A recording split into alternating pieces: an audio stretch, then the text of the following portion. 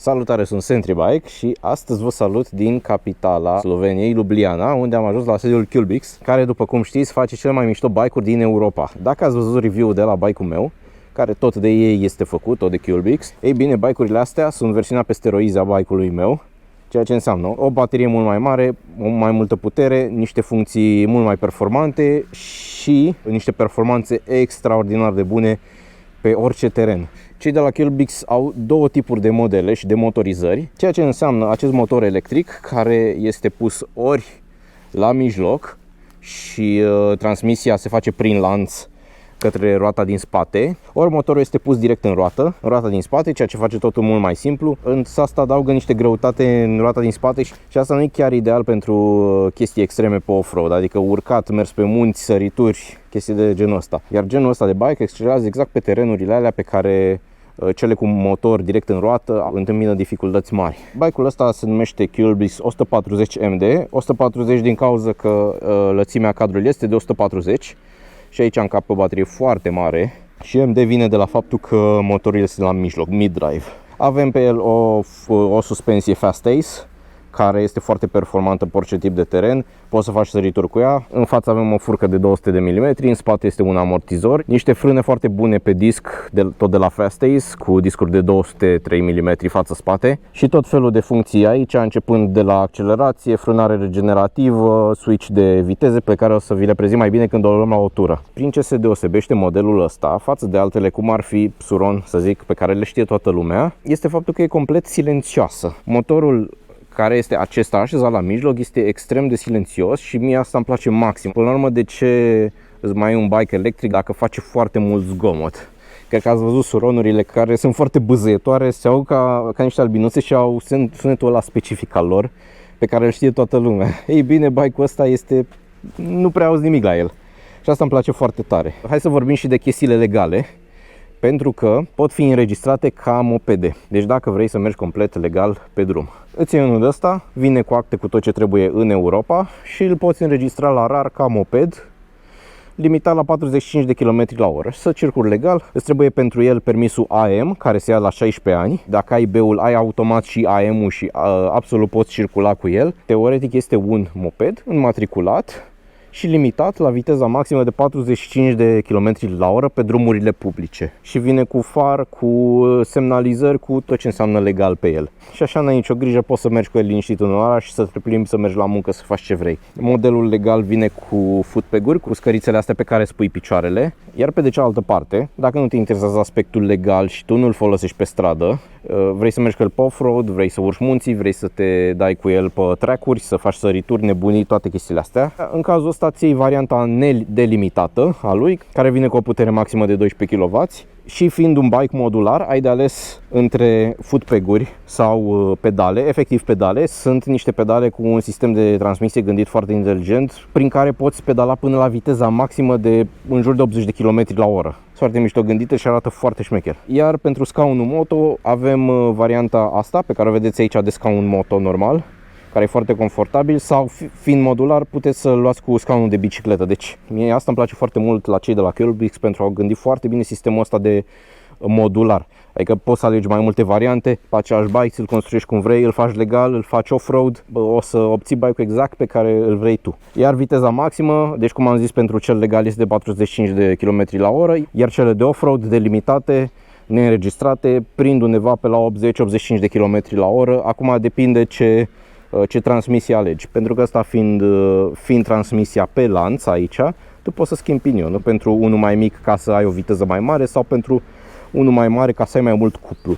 Dacă vrei să mergi pe stradă, sigur o să alegi viteză mai mare și dacă vrei să urci munți cu el, probabil o să alegi pe cel mai mare, care îți dă un cuplu foarte mare. Am ajuns și la partea cu Trace Ride-ul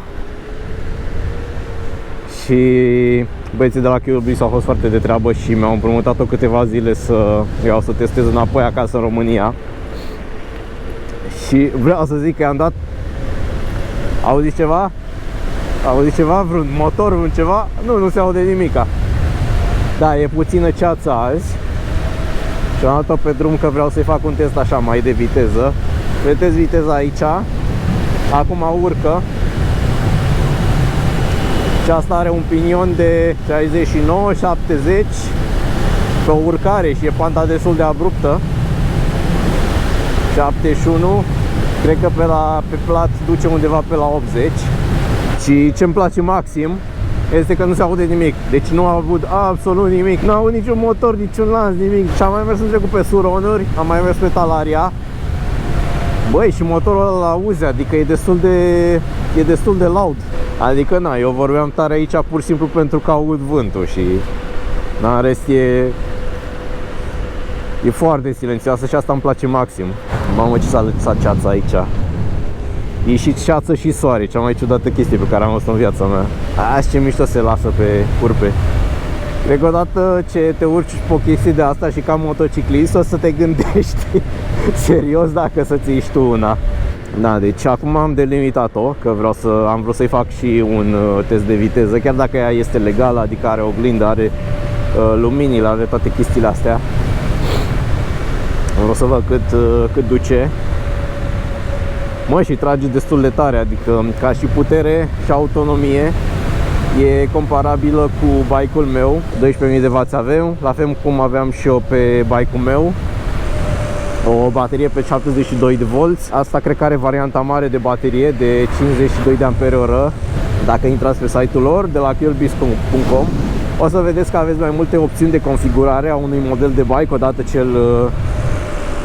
ce-l luați, în sensul că poți să alegi dimensiunea bateriei pe care vrei să o iei, poți să alegi, ai mai multe variante.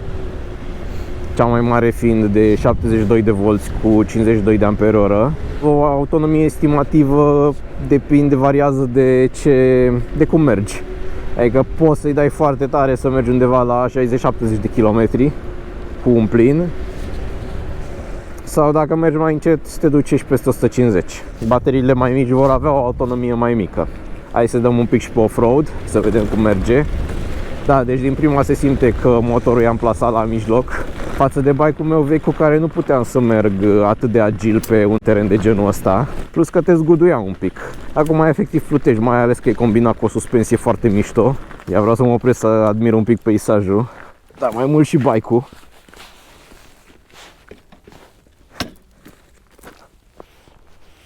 Da, ce șmecher arată așa pe negru. Deci asta îmi place maxim. Din ce am văzut la ei în curte mai aveau pe verde și pe alb, dar asta chiar mi se pare cel mai mișto.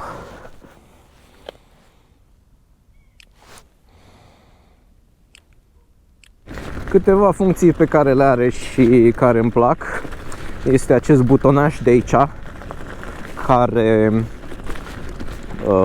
este ca o pedală de frânare. Cu cât îl apeși mai tare, cu atât frânează, are frâna de motor mai puternică și încarcă bateria când frânează. Ai display-ul ăsta foarte smart care îți arată o grămadă de funcții, îți arată consumul mediu, viteză, autonomie, toate nebunelile astea, volți, baterie. Și e și minimalist așa, adică nu-i dita ecranul care ia din look-ul bike-ului. După părerea mea chiar arată foarte bine și e gândit mișto. Bro! Stați că tocmai am realizat ceva. Deci nu pot să cred cum frânează chestia asta. Am pus și eu o frână mai tare și ea să mă ducă în cap. Efectiv am frânat doar cu frâna față și era să mă ducă în cap. Ia uitați-vă la umbra mea. Păi ești de bun. Cum să pui mă așa frână? Și asta-s frână de bicicletă, ce dracu să zici și mano. Cum să ai așa frâne pe o bicicletă? Ia încă o dată. Direct în stopii. Ia. Mamă, păi mi-e frică să-i dau mai tare, că mă pune în cap. Deci eu pe bike-ul meu aveam și un disc mai mare și tot nu frâna așa, mă, ești nebun cum le-au reglat ăștia. Fai de capul meu, deci mi-e frică acum să pun frână. Da, am deviat de la subiect, Hai să vorbim despre de ce ți-ai luat așa ceva în 2024 comparativ cu un Suron. Pentru că e cel mai cunoscut bike din categoria asta și efectiv toată lumea îl are. Cât costă un Suron? Costă 5.000 de euro. Cât costă asta? Costă începând de la 5.000 de euro până pe la vreo 7.000 și ceva. Nu știu sigur. Băieții au listate prețurile pe site-ul lor. duceți-vă acolo, www.culebix.com, îl aveți în descriere. Vă faceți o configurație de bike și vedeți și o să vă arate acolo exact ce gaură o să vă lase în portofel această achiziție. Dar Suronul de bază vine cu 6000 de W putere, asta are 12.000 de W. Cred că în orice configurație are 12.000 de W. Deci odată ce te urci pe una de asta și pe urmă te întorci pe un Suron, o să ți se pare o jucărie de copii, efectiv. Aia e și mai mică. Deci ok, dacă ai, să zic, sub 18 ani este mărimea perfectă. Dacă ai crescut un pic sau ai spre 1,80, deja Suronul e foarte mic pentru tine și trebuie să-ți cumperi niște extensii de scaun, niște înălțătoare, tot felul de nebunii de astea.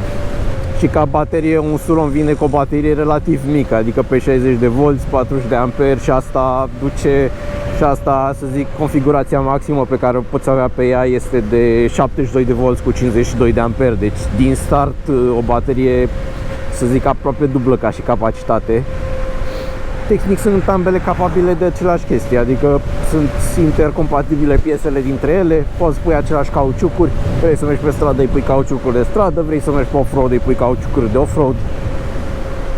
Este exact același tip de bike, doar că mamă, deci îmi plac maxim frânele de pe asta, deci sunt fiert, cred că să-mi pun așa ceva și pe bike-ul meu. Da, și o chestie mișto pe care o are asta este, bateria este băgată aici în cadrul ăsta, care e destul de waterproof, adică nu o să-ți se ude bateria niciodată, n-ai treabă. Și vă zic acum un mic secret care o să rămână între noi, faptul că am mers la Culebix și am aflat noile modele care urmează să apară acum în perioada asta. O să aibă exact ca Suronul o opțiune de baterie detașabilă, deci se ridică capocul ăsta și poți să-i scoți bateria. Asta dacă vrei să o scoți, să o bagi în casă, la încărcat, să o transporti cu mașina sau altceva, e extrem de convenabil.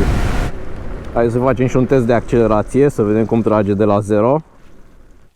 Deci am oprit, 3, 2, 1 și îi dăm. Mamă, trebuie să mă aplec pe față, că altfel mă ridic o roată. 12.000 de W. Nebunie.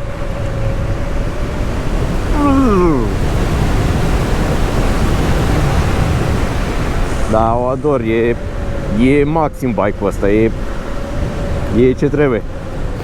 Bun, sper că v-a plăcut review, ăsta a fost video. Posibil să mă vedeți pe mine în curând cu una de asta când o să apară noile modele 2025. O să o configurez eu mai șmecher, să o fac exact în stilul meu cum îmi place mie. Probabil puțin mai multă putere, pentru că niciodată nu-i destulă pentru mine.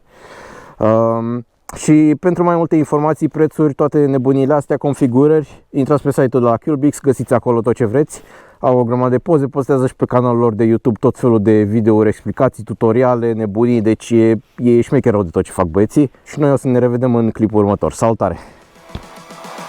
Humans, what have you learned?